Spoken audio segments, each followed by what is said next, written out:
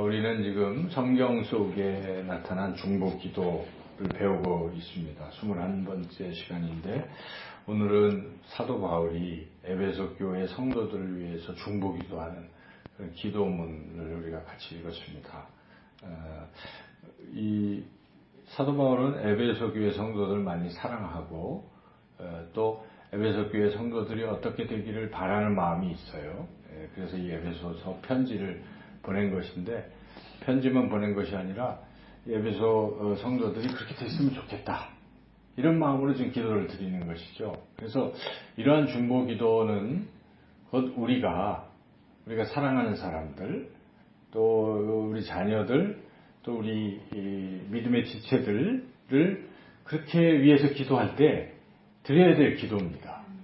우리가 물론 건강해야 되고 복을 받고 뭐 이런 기도 우리가 해야 되죠. 그런데 또한 더불어서 사도 바울이 했던 이런 신령한 기도를 우리가 드릴 필요가 있어요. 그것이 하나님이 가장 기뻐하시는 모습이기 때문에 그렇습니다. 그래서 원래 이 에베소서는 하나님의 그 뜻대로 이 에베소 성도들이 하나님의 자녀들이 되게 하게 하려고 이거 기록한 거거든요. 그래서 그런 하나님의 자녀의 모습이 바로 이런 모습들인데, 지금 간절히 기도했던 여러 가지 제목들 중에 오늘은 한 가지를 우리가 함께 그 의미를 살펴보고, 우리가 앞으로 계속 우리 자신을 위해서 그렇게 기도해야 되고 뿐만 아니라 다른 사람을 위해서 기도할 때도 이 기도의 제목이 항상 들어가면 참 좋겠습니다. 우리 특별히 17절 말씀 같이 한번 읽어보겠습니다.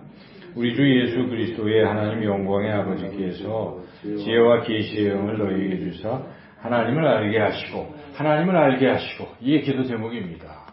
하나님을 알게 해달라고 기도하는 거예요. 쉽게 얘기하면 사도 바울은 에베소 교회 성도들이 하나님을 알게 해달라, 하나님 모르는 게 아니지만 이 기도를 드리는 것은 하나님을 좀 더 잘 알고 깊이 알아가게 해달라, 그렇게 기도를 드리고 있는 것입니다. 하나님을 아는 게 참 중요하죠. 여러분, 하나님을 모르면 어떻게 될까요?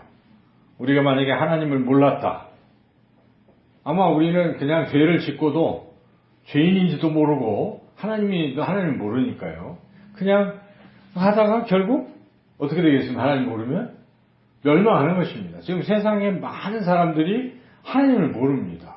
그래서 멸망하는 거예요. 오늘도 센터에 어떤 아이가 제가 이제 밥 먹는 기도를 하고 있으니까 이제 물어보는 거예요.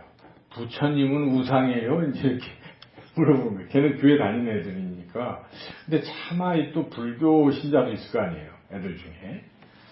그래서 설명하기 좀 어렵더라고요. 어려워서 다른 신이다. 하나님과 다른 신인데, 하나님은 십계명 첫 번째 계명에 나 외에 다른 신을 섬기지 말라고 하셨다. 그래서 하나님만 섬겨야 된다, 이렇게 얘기를 했어요. 그랬더니 계속 한 녀석이 부처님은 우상이냐고 또 그러는 거예요. 우상. 그래서 부처상은 우상이잖아요. 근데 뭐 어떻게 설명을 하겠어요. 두 번째 계명이 우상을 만들지 말고 우상에게 절하지 말라, 그런 게 있는데, 하나님이 아닌 다른 것 형상을 만들어 가지고 그렇게 절하면 그게 우상이다. 그래서 부처님에 대해서는 부처님은 우상은 아니고 부처상이 우상이고 부처님은 사람이다, 석가모니다. 우리도 그 불교에서 이야기하는 것은 누구나 다 부처가 될 수 있다, 그런 것이지, 그러나 거기에 구원은 없다. 예수님 믿어야 구원받는다. 그래서 복음의 핵심을 제가 설명했어요, 걔네들한테 일부. 근데 다 그걸 이제 포괄적으로 하기는 어려웠고 질문을 하니까 했는데, 그래서 이렇게 하나님이 누구신지 이제 알아가는 게 참 중요한데, 걔네들은 그래도 교회를 좀 다니는 애들인지라 하나님을 알지만 옆으로 조금만 이렇게 하면 모르는 애들이 또 많거든요, 지금. 근데 결국 우리가 하나님을 모르게 되면 멸망하는 겁니다. 멸망합니다. 그래서 우리가 이 성경의 사사기를 우리가 읽으면 나왔잖아요. 사사기에 뭐가 나와 있습니까?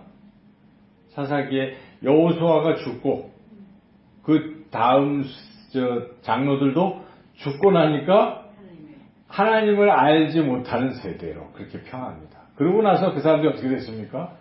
그 악순환 속에서 결국 계속 그렇게 고통을 겪었습니다. 고통을 겪은 핵심적 이유는 하나님을 몰랐기 때문에 그렇다는 것입니다. 그래서 하나님을 모르게 되면 그런 비극이 일어납니다. 걱정이 많이 돼요.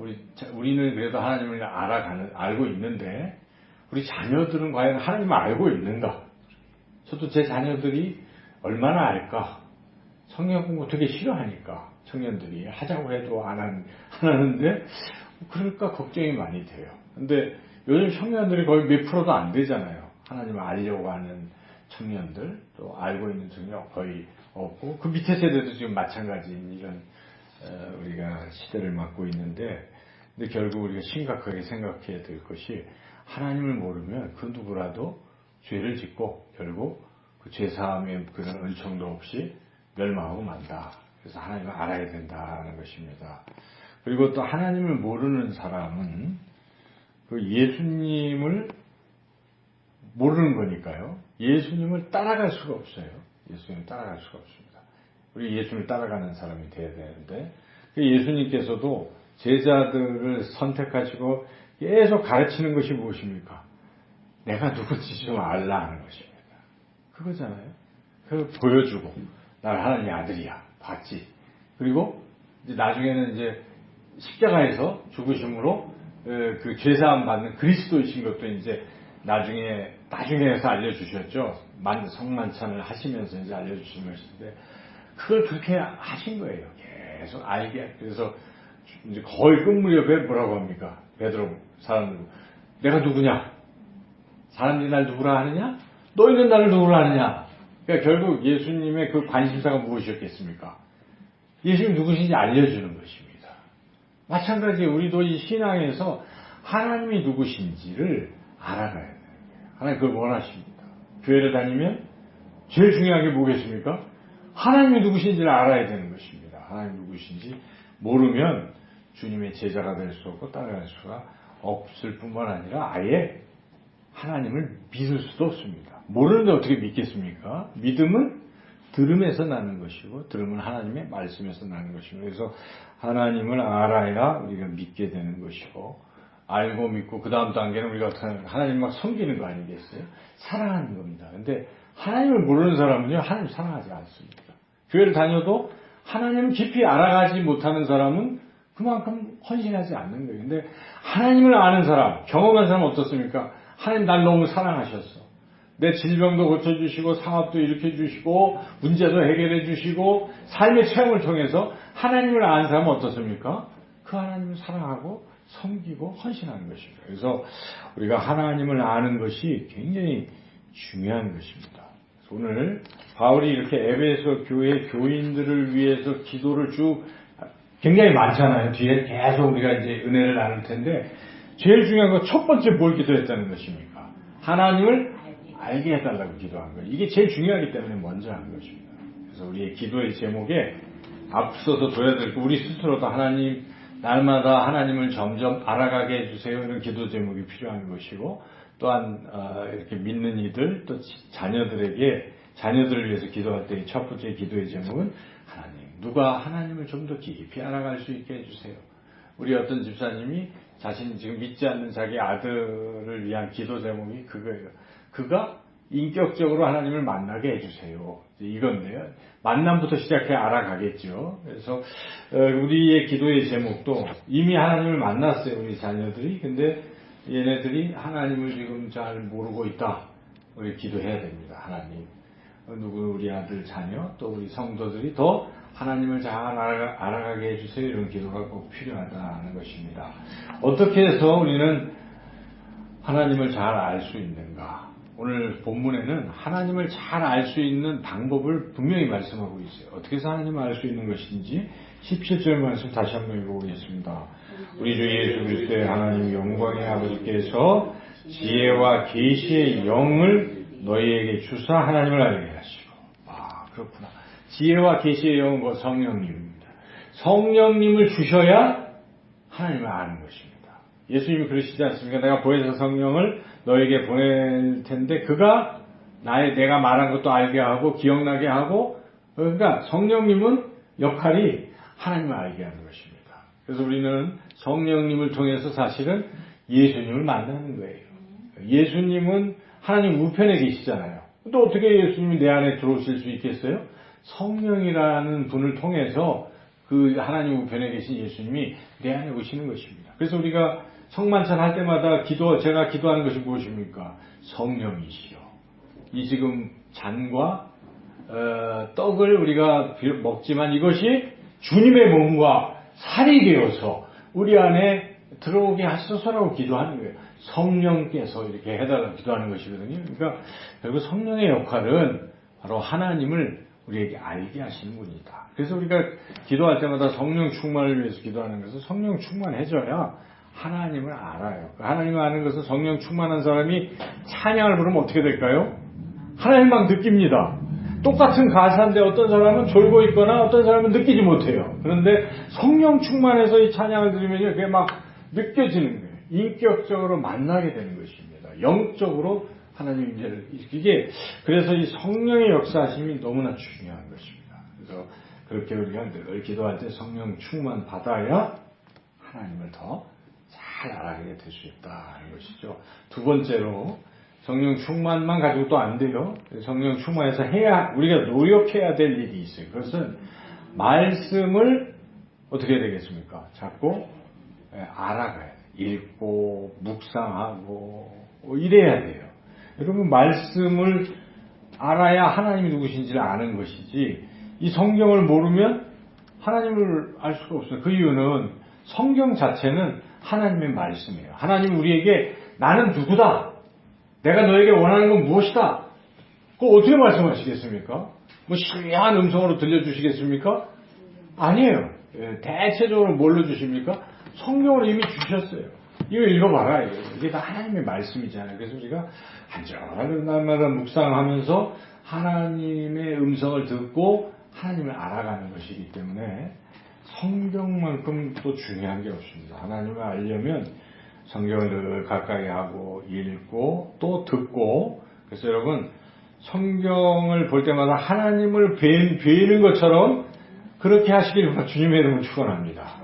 저는 이게 되게 중요하다. 물론 어떤 분은 너무 막 신령하게 생각해서 막 이렇게 품고 자기도 하고 뭐 그것도 하나의 마음의 표현이긴 한데 품는 것보다 더 중요한 건 펼쳐서 읽어봐야 돼요. 그래서 하나님이 이렇게 말씀하셔요. 그래서 성경이 너무 소중한 겁니다. 달고 늘 읽고 주의 음성을 여기서 듣는 것입니다. 그래서 그렇게 성경을 읽으면 하나님 알아갑니다. 점점 우리가 안에서 잘할 수가 있어요.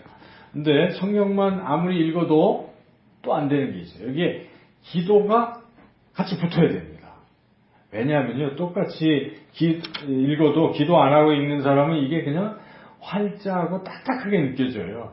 나와 상관없는 것처럼 느껴집니다. 근데 기도를 하고 읽으면요, 기도할 때 성령님 여기다 빛을 비춰주셔서 보게 하시고 느끼게 하시고 알게 하시고 깨닫게 해주시고 이렇게 기도하시고 여러분 한번 읽어보세요. 달라요 벌써. 그냥 읽은 것이랑 이걸 간절히 기도하고 한 장을 읽어보면요 뭔가 달라지는 거예요. 성령이 하시기 때문에. 그래서 우리가 기도가 필요합니다.